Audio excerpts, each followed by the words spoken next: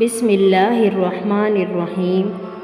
حضرت علی کرم اللہ وجہ سے کسی نے پوچھا کہ جب انسان پر آفات اور مصائب آتے ہیں تو اس بات کا کیسے پتہ چلے گا کہ یہ آزمائش ہے یا عذاب؟ تو آپ نے فرمایا کہ جو امتحان تم کو اللہ سے دور کر دے وہ عذاب ہے، اور تم کو اللہ کے قریب کر دے وہ آزمائش ہے۔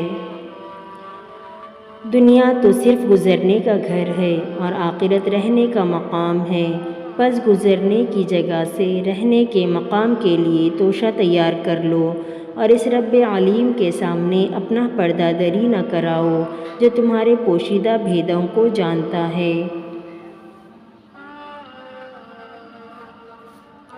علی رضی اللہ نے فرمایا، خوبصورتی ایک نعمت ہے، لیکن سب سے خوبصورت آپ کی زبان ہے، چاہے تو دل جیت لے، چاہے تو دل توڑ دے۔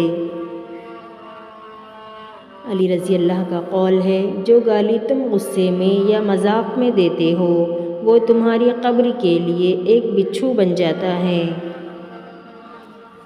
علی رضی اللہ کا قول ہے کہ پریشانی حالات سے نہیں خیالات سے پیدا ہوتی ہے۔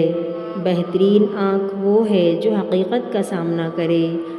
دنیا میں سب سے مشکل کام اپنی اصلاح کرنا اور آسان کام دوسروں پر تنقید کرنا ہے۔ نفرت دل کا پاگل پن ہے۔ انسان زندگی سے مایوس ہو تو کامیابی بھی ناکامی نظر آتی ہے۔